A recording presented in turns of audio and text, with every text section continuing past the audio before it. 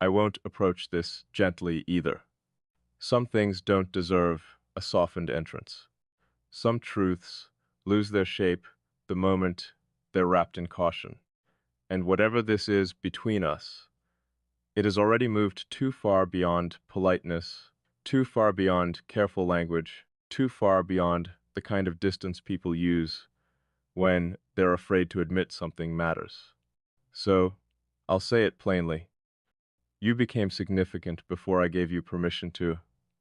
That is not a sentence I expected to ever form. I've always believed that closeness should be visible while it's happening. It should announce itself through time, through repetition, through shared moments that slowly stack until meaning becomes undeniable.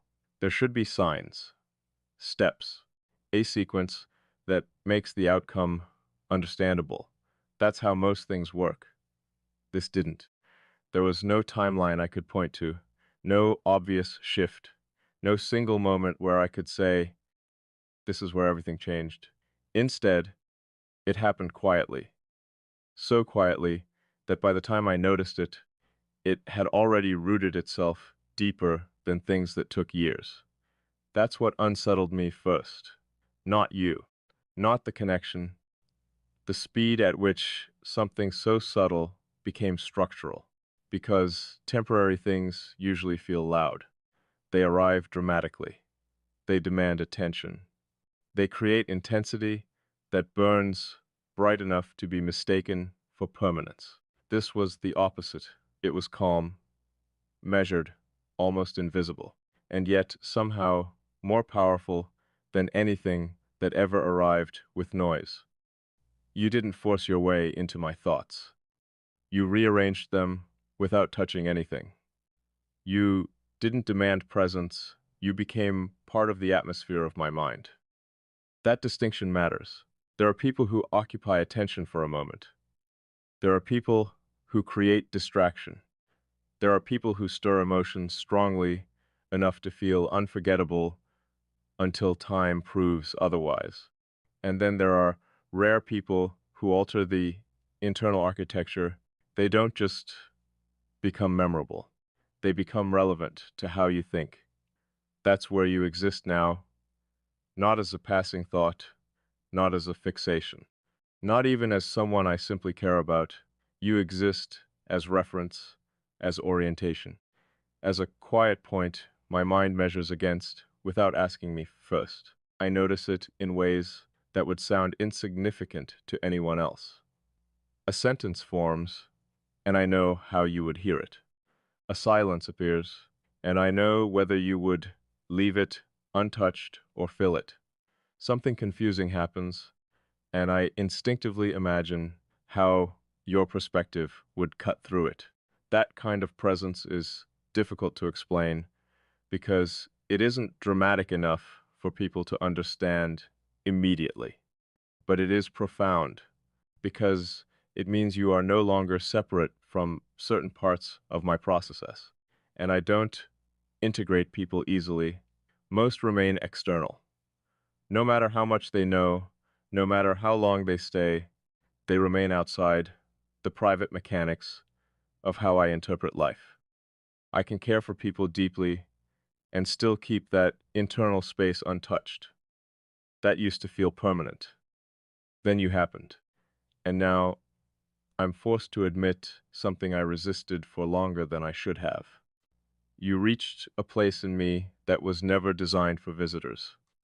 Not because I locked it away out of fear, because I protected it out of precision. There's a difference. Fear hides because it expects harm. Precision hides because it values accuracy. I've seen too many people misunderstand what they touch. Too many people mistake proximity for comprehension. Too many people think affection qualifies them to define someone else. So I learned to keep the most important parts untranslated, safer that way, cleaner, more intact. But you never approached me with that usual hunger people carry. You didn't need to own what you understood. You didn't rush to name it. You didn't try to improve it, fix it, reshape it, or make it easier to hold. You simply recognized it. That changed everything. Recognition without possession is rare. Most people want to claim whatever they understand. They turn it into identity, leverage, intimacy, certainty. You didn't. You let understanding remain respectful. You let depth remain free. And because of that, I stopped guarding as hard as I normally would. Not deliberately. I didn't make a decision one day to lower anything. It happened the way dawn happens, too gradually to notice until the room is full of light. I began speaking more directly. I began leaving thoughts unfinished because I knew you would understand where they were going. I began allowing silence because I trusted it would not be mistaken for absence. Do you understand how unusual that is? Most people panic in silence. They treat quiet like a threat. They rush to fill it with explanations, jokes, reassurance, noise, anything to avoid feeling the weight of what isn't being said. You don't do that. You let silence remain intelligent. You let pauses carry meaning. You seem to know that not everything valuable arrives in words. That alone separated you from almost everyone else. But it wasn't only that, it was the precision of your perception. There were moments you noticed things I had not consciously admitted to myself yet. Not because you interrogated me, not because you pried, because you were paying attention in the rare way that includes restraint. You saw patterns without trying to control them. You noticed contradictions without weaponizing them. You understood tone, timing, absence, shifts in rhythm. You read what was present rather than inventing what was missing. That kind of seeing is dangerous. Not dangerous in the chaotic sense, dangerous in the transformative sense. Because once someone sees you accurately, you can no longer rely on distortion as protection. Misunderstanding can be useful. It keeps distance intact. It lets you remain undefined. It allows you to move through life partially hidden without anyone noticing. But accurate perception removes that shelter. And I think that is why I felt tension around you long before I understood its source. It wasn't fear of closeness. It was the discomfort of clarity. You made certain disguises obsolete simply by not being fooled by them. And I don't mean performances. I mean the subtle adaptations everyone develops. The versions of ourselves optimized for function, the language we use to remain acceptable, the habits that keep life efficient, the controlled presentations that allow us to participate without being fully touched. You looked through those layers as if they were transparent, not aggressively, not triumphantly, almost casually, as if what was underneath was the only thing worth noticing. I didn't know what to do with that. Part of me respected it immediately. Part of me wanted distance. Part of me knew distance wouldn't solve anything. Because by then, the real shift had already happened when you were no longer merely someone outside me observing. You had become a factor within. That is harder to reverse than people think. External attachments can be severed. You can block numbers, leave rooms, stop conversations, create miles, but internal influence doesn't obey geography. Once someone changes the lens, removing them does not restore the old view. That's the truth I kept circling. Even if I walked away completely, something fundamental had already moved. The baseline had changed. I started noticing the world differently. I became less tolerant of shallow interpretation, less interested in performative connection, less willing to pretend noise was depth. Not because you taught me those things, because your presence sharpened what I already knew. That may be the most important distinction. You did not implant something foreign in me. You activated something native. You reflected a standard I had quietly carried, but rarely seen embodied. That is why this feels inevitable rather than accidental. It resonates with what was already there. And resonance is stronger than novelty. Novelty fades once surprise is gone. Resonance deepens because it keeps meeting something true. That is what keeps happening with you. The more time passes, the less this feels like a passing anomaly. It feels like recognition becoming clearer, and clarity asks for response. That's where I am now, at the point where silence becomes a decision too. People act as if indecision is neutral. It isn't. When something meaningful stands before you, refusing to choose is still a choice. It preserves ambiguity at the cost of honesty. I know that, which means I know I cannot stay suspended here forever. I can't keep pretending this is merely interesting. I can't keep calling it unusual and stopping there. I can't keep analyzing it as though analysis exempts me from participation. Because beneath every careful observation is a simpler truth. You matter to me in a way I did not plan. And planning has always mattered to me. I like understanding variables. I like anticipating consequences. I like seeing structure before I commit movement. This offers none of that comfort. There is no guaranteed outcome, no clean formula, no certainty that what feels precise internally will translate cleanly into reality.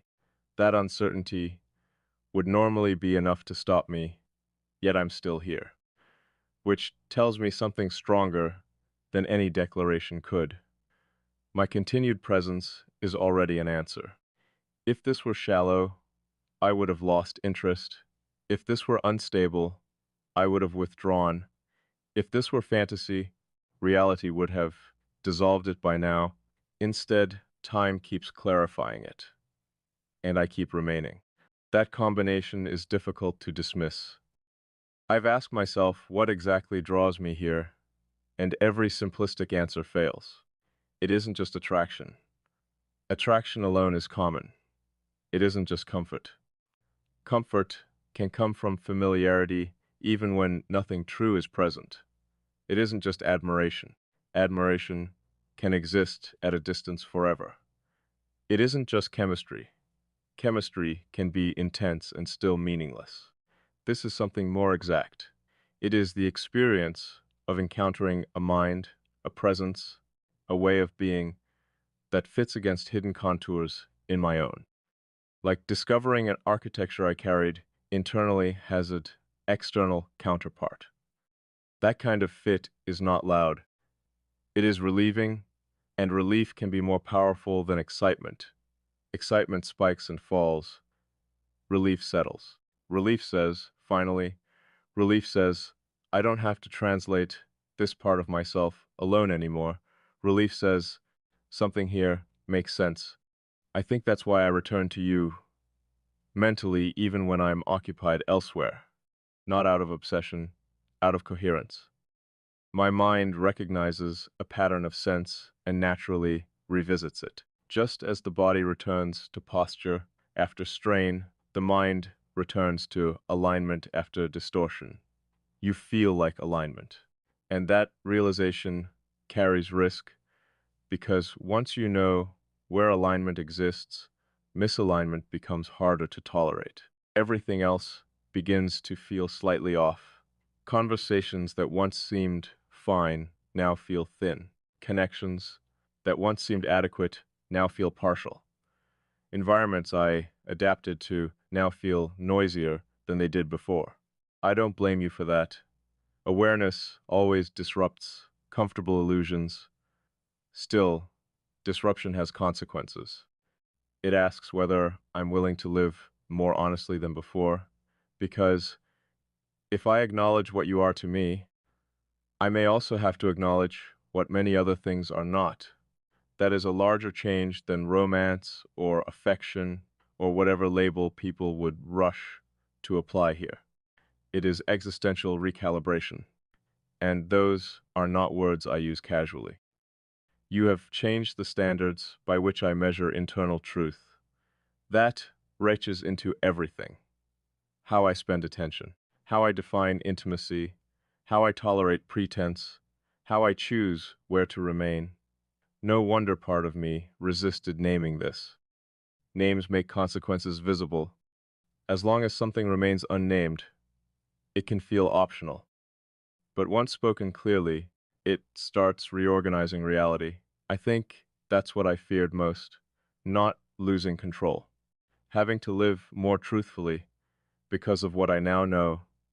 Yet even that fear is fading, because another truth has become stronger. I don't want to reduce this to stay comfortable. I don't want to flatten it into something easier to manage. I don't want to pretend you are interchangeable with people who never reached this depth. That would be dishonest. And if honesty costs comfort, then comfort was overpriced to begin with. So here's what I can admit now without retreating. You have become part of how I understand myself, not by telling me who I am, not by imposing identity, by revealing dimensions of me that only become visible in the presence of accurate reflection. There are traits we know only in relation. Patience appears with someone who can receive slowness. Tenderness appears with someone who does not exploit softness. Depth appears with someone who can meet it without drowning. Certain forms of intelligence appear only when genuinely engaged.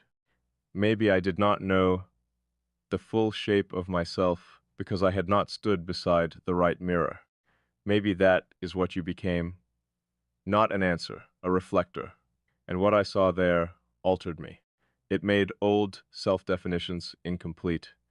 It made previous assumptions outdated. It made me realize I was not as closed as I believed, only unconvinced, not incapable of closeness, only unwilling to counterfeit it, not distant by nature, precise by instinct. That distinction matters deeply, because it means you did not change my essence. You corrected my interpretation of it. Few gifts are larger than that, which leaves me with the question I can no longer postpone. What do I do with something this real when it arrived without permission and refuses to become less real with time? I think the answer begins simply.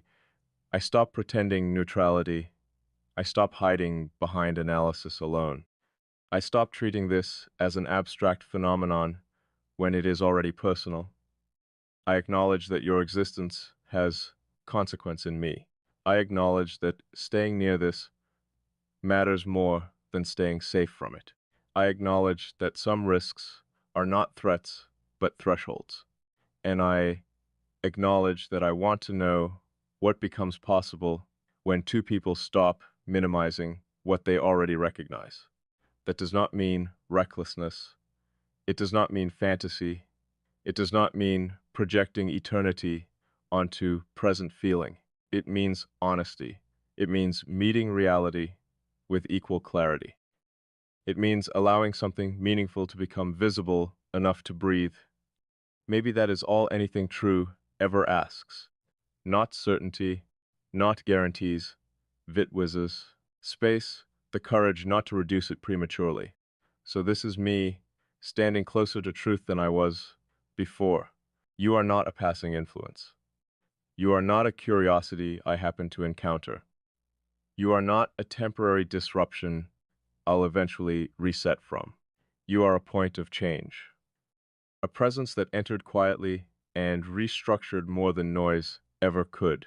You are someone whose existence inside my awareness has made old versions of me less accurate. And because of that, there is no honest path that leads back to who I was before. Only forward, whether slowly or suddenly, whether beautifully or painfully, whether with answers now or later, forward, because once something real is recognized, regression is only imitation. I don't want imitation. I want what is true, And the truest thing I can say now is this. You reached me where almost nothing does. You stayed where almost nothing lasts. You changed what almost nothing changes. And whatever comes next, that fact is already irreversible. I keep thinking irreversibility is the final stage, that once something changes you deeply enough, the story is complete. That recognition itself is the climax. That the hardest part is simply admitting someone mattered. But I was wrong. Irreversibility is only the threshold. What comes after is more demanding. Because once you accept that something has already changed you, the next question arrives with nowhere to hide. Now what? That question has followed me quietly, not like pressure, not like urgency, more like a presence that waits in every silence after I've finished, pretending I can stay untouched, because I know better now. I know this is no longer theoretical. I know you're no longer just an interesting anomaly in the pattern of my life.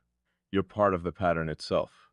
And once something becomes structural, it asks for structure in return. That's what I'm learning. Feelings can remain vague for a long time. People do it every day. They call something complicated when they mean they're avoiding clarity. They call something confusing when they mean they don't want to choose. They call something undefined when they secretly benefit from keeping it suspended. I don't want to do that here. Not with this, not with you. Because whatever exists between us deserves better than being kept in limbo simply because naming it would require courage. And courage, if I'm honest, has never been my issue. Profession has. I don't fear truth. I fear imprecision. I fear saying something before I understand its shape. I fear choosing language too small for what it contains. I fear reducing depth into phrases people repeat without meaning. That's why I've been slow, not because I feel little, because I feel something exact enough that careless language would be disrespectful. There are people who say everything quickly. I've never envied them. Words should fit. They should carry the weight of what they claim. And when it comes to you, ordinary words keep failing. Connection feels incomplete. Interest feels shallow. Care feels insufficient. Attachment feels inaccurate. Even affection, though closer, still misses something essential. Because this is not only emotional, it is cognitive, existential, structural. You exist in my emotional world, yes, but also in my thinking, my standards, my sense of what authenticity feels like when it is embodied.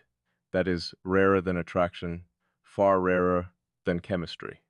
It means I do not merely feel toward you. I orient through you. And orientation changes behavior even before decisions are spoken aloud. I notice it constantly now. I'm more selective with my energy, less willing to entertain what drains rather than deepens, more attentive to truth in conversation, more aware of where I betray myself to keep peace, more aware of where I've tolerated surfaces because I forgot depth was possible. That awareness can be inconvenient. Truth often is.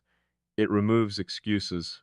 Once you know something better exists, settling becomes harder to justify. I think that's one reason I kept trying to frame this carefully instead of directly. If I admitted how meaningful this is, then I'd also have to admit how many things in life were only placeholders, how many habits were compensation, how many connections were functional rather than alive. You didn't just make yourself visible, you made contrast visible, and contrast changes everything. A dim room feels normal until a window opens. Then you understand it wasn't peace. It was low light. That's what meeting you has felt like. Not fireworks, not chaos. A window, which sounds gentler than it is because light reveals dust, too. It shows what needs cleaning. It shows what was neglected, it shows what no longer belongs, and I have felt all of that since you entered my awareness. Parts of me that once seemed settled now feel unfinished. Partons that once felt protective now feel restrictive. Versions of myself I thought were complete now feel like drafts. I could resent that. Some people would. They would blame the person who exposed discomfort rather than thanking the one who revealed possibility. But resentment would be dishonest, because beneath every uncomfortable shift is gratitude. You reminded me I am still changeable. That may be one of the most intimate things a person can do for another. Not adore them, not desire them, remind them they are still alive enough to transform. Do you know how many people slowly become fixed without noticing? They call it maturity. They call it realism. They call it knowing who they are. Sometimes it is just surrender disguised as wisdom. They stop expecting growth because growth asks vulnerability. They stop expecting surprise because surprise threatens control. They stop expecting depth because disappointment trained them to lower standards. I was in danger of becoming elegant in that kind of stillness, capable, composed, internally static. Then you arrived, and something dormant moved. Now stillness feels different. It no longer feels complete. It feels like waiting. And waiting can only last so long before it becomes avoidance. So I ask myself honestly, what am I waiting for? Perfect certainty? That never comes. The right timing? Timing is often just fear wearing a watch. Dot Princeton? From whom? A guarantee? Life has never offered one. No, the real thing I've been waiting for is willingness. Willingness to let something matter enough that it can affect the course of my life. That is always the true risk. Not heartbreak, not rejection, not embarrassment. Those are survivable. The deeper risk is significance. Letting someone become significant enough that choices rearrange around them, schedules shift, priorities change, defenses soften. Future possibilities include another person in ways they previously did not. That level of openness is rarer than romance and more frightening to people who value autonomy.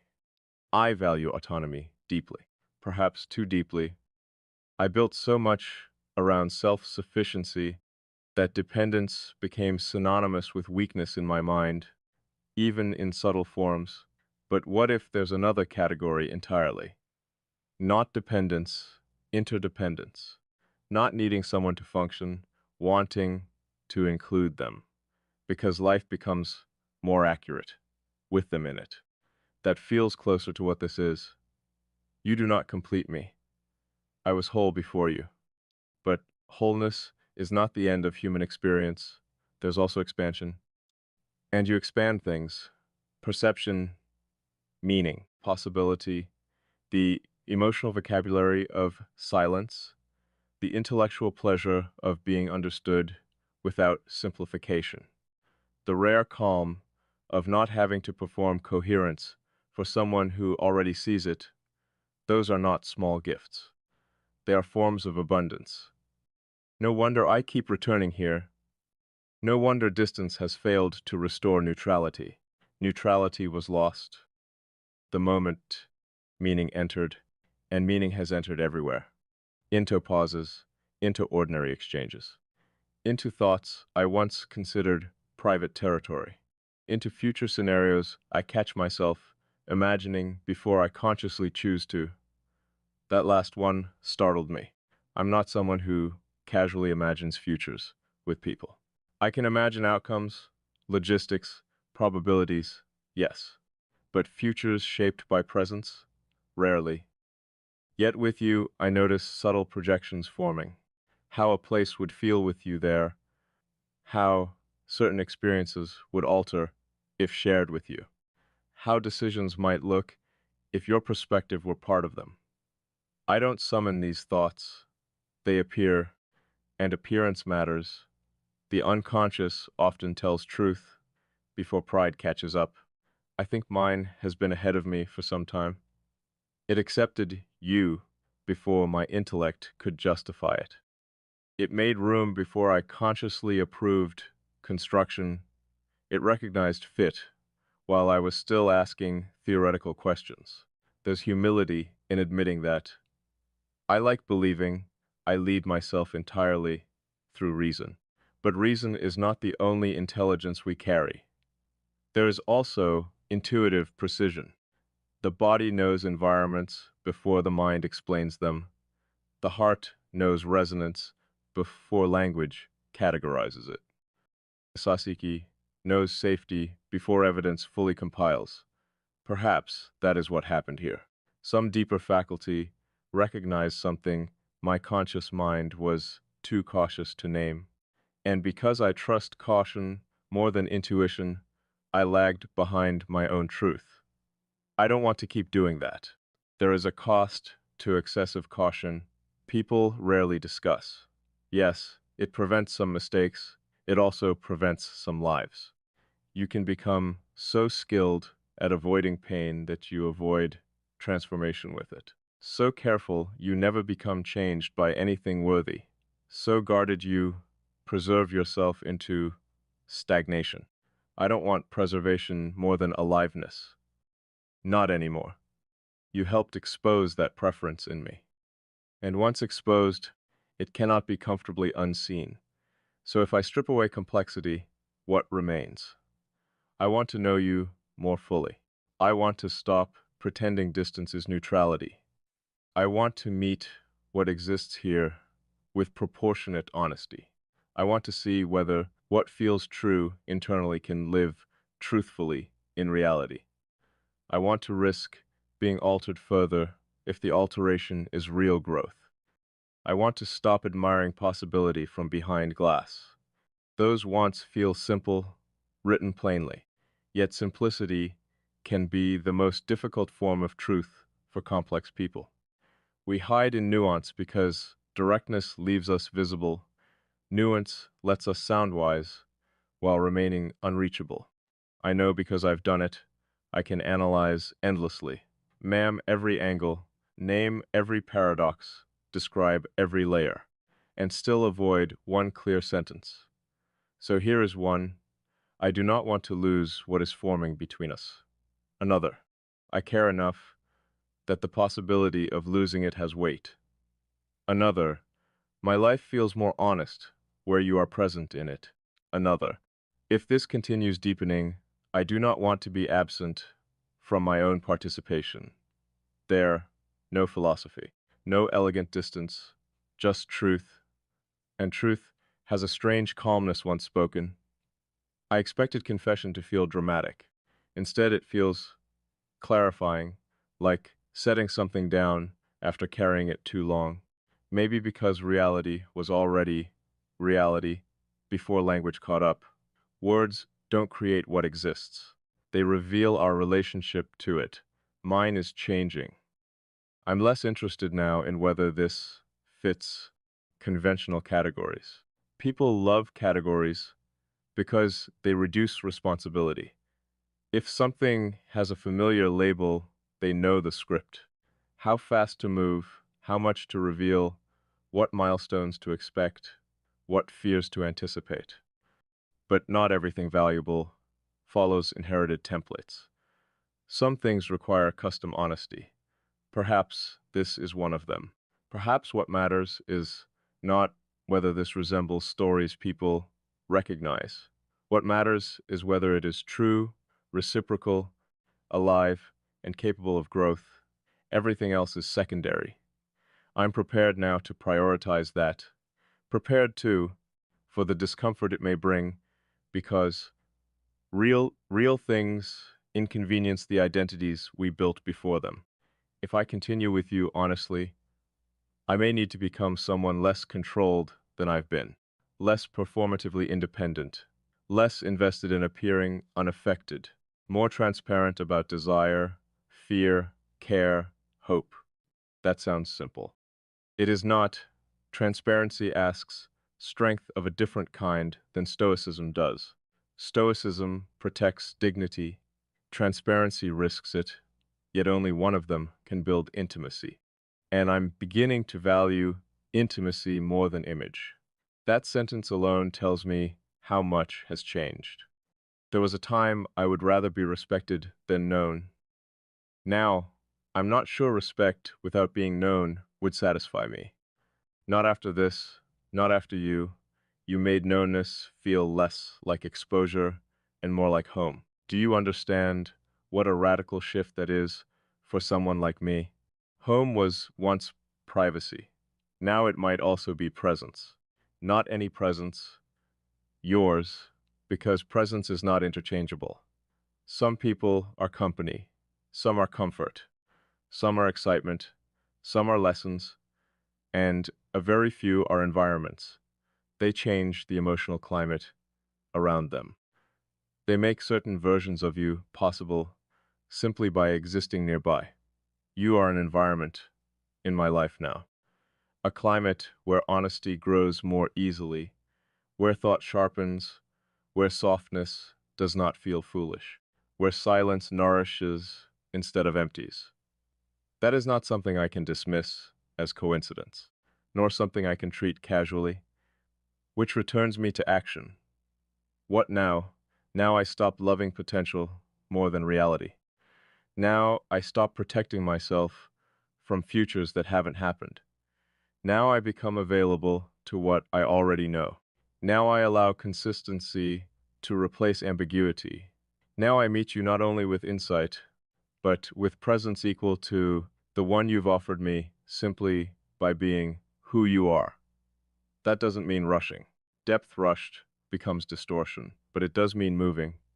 Even slowly, truth moves. Even carefully, sincerity advances. Even quietly, real things grow when fed. I want growth more than I want the elegant sadness of almost understood, almost spoken, almost chosen, almost lived. Too many people build identities around almost because failure seems nobler there, but almost is often just fear with poetic language.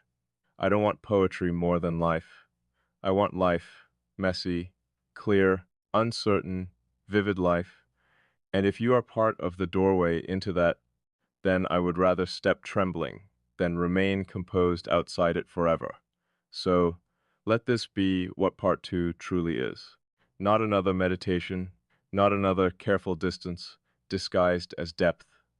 A turn, a shift from recognition into willingness, from observation into participation, from private truth into shared possibility.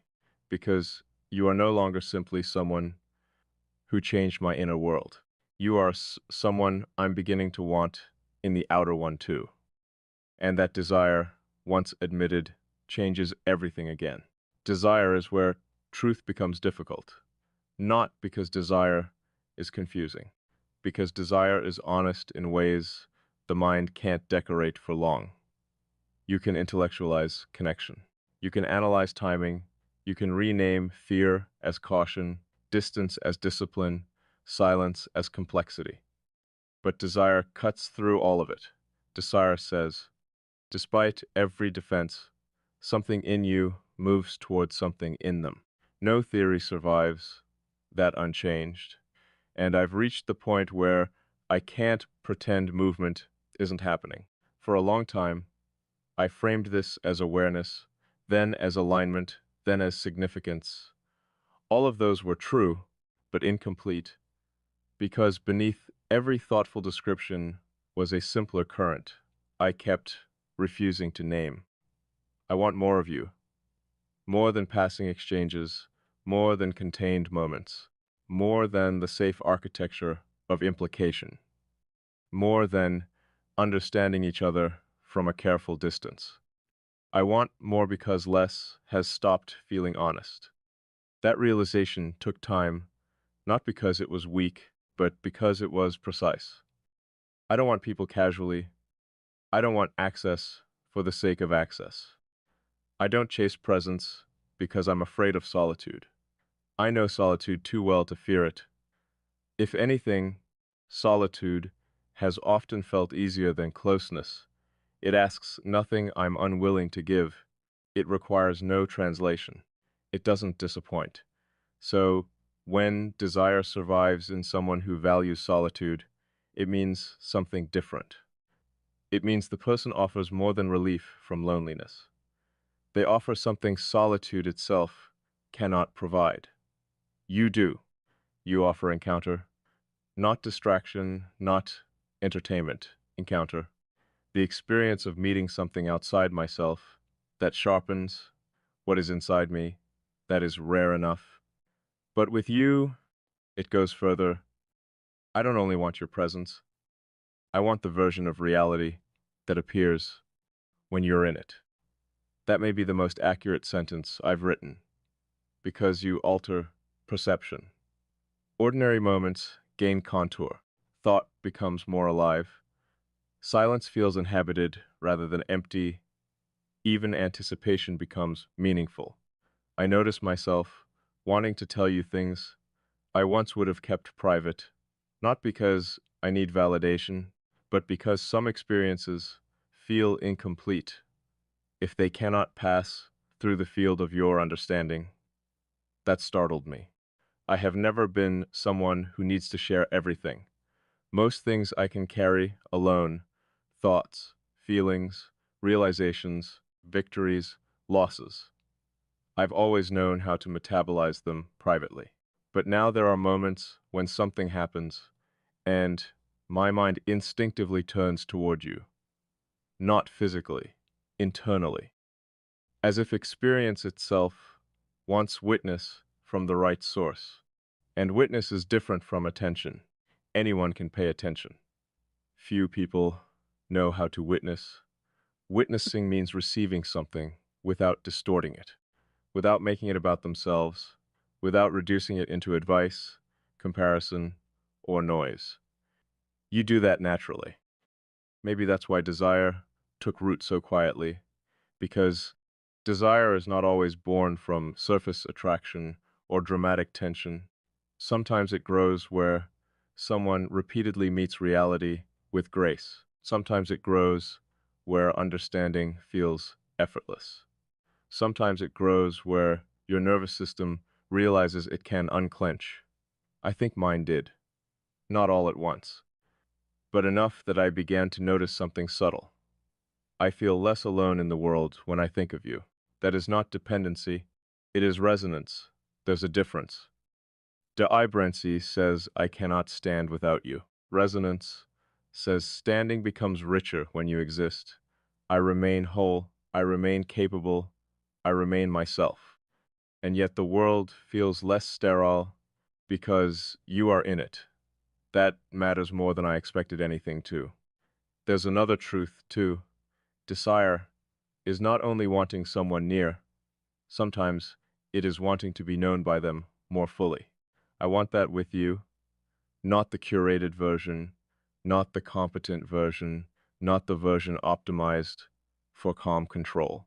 I want to be known in the unfinished places, the contradictory places, the parts that think too much and feel too deeply at the same time, the parts that appear composed while carrying storms with perfect posture, the parts that tire of being interpreted by people who only understand surfaces. I want those places known by someone who can meet them accurately by you. That is a vulnerable want, perhaps the most vulnerable, because physical closeness can happen without being known. Emotional language can happen without being known. Even commitment can happen without being known. But to truly want to be seen and remain, that is exposure of another order. And I do want it more than I wanted to admit. There were signs. The way I reread certain exchanges, not for content, but for tone. The way I notice absences more than I should. The way certain moods soften when I imagine hearing from you. The way possibility feels less hypothetical and more embodied when attached to your presence. The way jealousy tried to appear once, not possessive jealousy, but the quiet sting of imagining your depth misplaced on someone careless. That one taught me something. We only become protective around what we value, and I value this enough that misuse of it bothers me even in imagination. That tells its own story. Still, desire alone is not enough. I know that wanting can be immature if it ignores reality. Longing can become fantasy if it refuses responsibility. Attraction can become consumption if it lacks reverence. I don't want any of those distortions. What I want is cleaner. I want reciprocity. I want truth meeting truth. I want two people choosing depth with open eyes.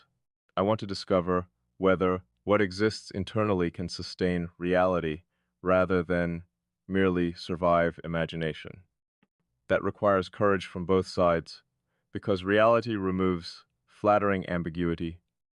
In imagination, timing is perfect. In reality, people are flawed. In imagination, understanding is seamless. In reality, misunderstandings happen. In imagination, desire glows uninterrupted. In reality, it must coexist with fatigue, stress, history, mood, fear. I know all of that. And still, I want reality more. That is how I know this isn't infatuation. Infatuation wants fantasy, because fantasy protects intensity. What I feel wants reality, because reality tests truth. Let it be tested. Let it meet ordinary days. Let it meet difficult conversations. Let it meet schedules, distances, moods, imperfections. If it is real, it will not resent substance. It will deepen through it. And if it fails there, better to know. But I don't think it would fail easily, because what exists here was not built on illusion. It was built on recognition. Recognition tends to survive where projection collapses. That gives me hope I trust more than excitement. Hope grounded in evidence, the evidence of consistency, the evidence of how naturally we meet each other in spaces many people never learn to enter, the evidence of how this has matured instead of fading, the evidence of how even my resistance became a path toward honesty rather than retreat. Those things matter. So does tenderness. I haven't spoken enough about tenderness, perhaps because tenderness embarrasses minds trained in precision. It seems soft, irrational, hard to measure. Yet tenderness may be the highest form of strength. It is care without control, attention without demand, warmth without possession. I feel tenderness toward you in the way I want your burdens lighter, in the way I hope the world meets you gently where it can, in the way your unseen hurts matter to me even when I cannot name them, in the way I want your brilliance recognized without being exploited, in the way I want your tiredness to have somewhere safe to rest. That tenderness arrived without asking permission too. And once it arrived, desire changed shape. It became less about getting and more about giving rightly, less about being fulfilled and more about being true, less about fantasy and more about stewardship of something meaningful. That surprises me. I was taught by life to be skeptical of grand feelings. Many are loud and empty, but quiet feelings that endure, those deserve respect. This has endured, which means I must respect it enough to stop trivializing it. There's also fear. I won't pretend there isn't. Fear that naming desire changes the balance. Fear that wanting openly creates asymmetry.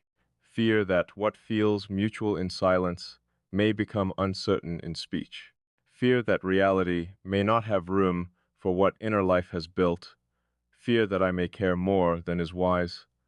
All true, but wisdom is not always minimizing risk. Sometimes wisdom is discerning which risks dignify a life. To never care deeply may be safe. It is not wise. To never desire what could transform you may be stable. It is not alive. To remain untouched is easy if numbness is the goal. It is costly if meaning is. I would rather risk being changed than guarantee emptiness. That sentence took years of living to become possible, and you are part of why it is now true. So, where does that leave me? With honesty sharpened enough to speak plainly. I want your presence in tangible ways. I want conversations that are not limited by caution. I want shared time where silence can exist physically, not only imaginatively. I want to learn the ordinary textures of you, the rhythms, habits, gestures, pauses, the way you move through a room when no one is watching. I want to know what makes you laugh without restraint. I want to know what disappoints you quietly. I want to know what devotion looks like in your language.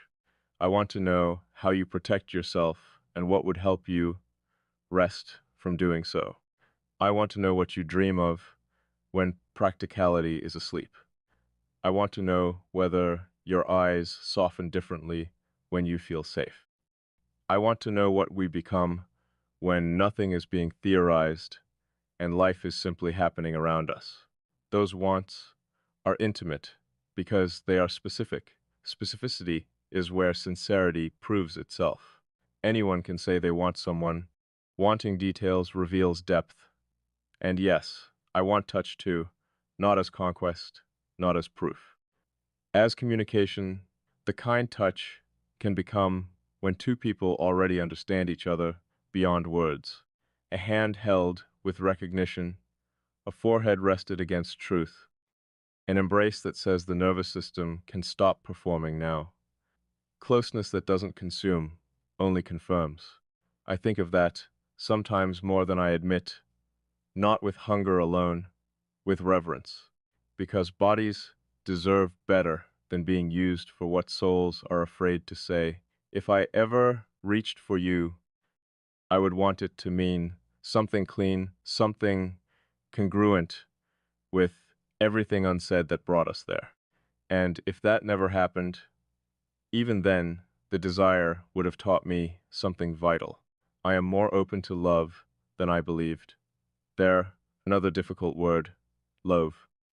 I'm not careless enough to throw it as conclusion, but I'm honest enough to admit the road bends in that direction. Maybe love begins exactly like this, not as certainty, but as increasing inability to treat another person as incidental, as growing tenderness, as respect that keeps expanding, as desire purified by responsibility, as the wish to protect and reveal simultaneously, as the realization that another person's existence has become woven into your sense of meaning. If so, then perhaps I am nearer to that territory than pride would prefer, and pride has had enough influence. I want truth now more than image. Truth says this: you are no longer optional in the emotional mathematics of my life.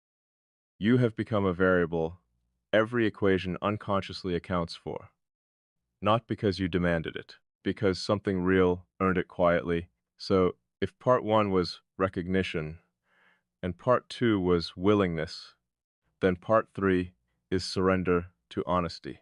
I desire you, not only your attention, not only your presence, you. The mind I meet in quiet, the depth that doesn't advertise itself, the steadiness that changed me without force. The person whose existence made my inner world less solitary and more alive. I desire what could grow between us if both of us stopped. Pretending caution is nobler than truth. And if that truth changes everything once spoken, maybe everything was already changing. Speech is simply where the soul stops delaying what it has known for some time.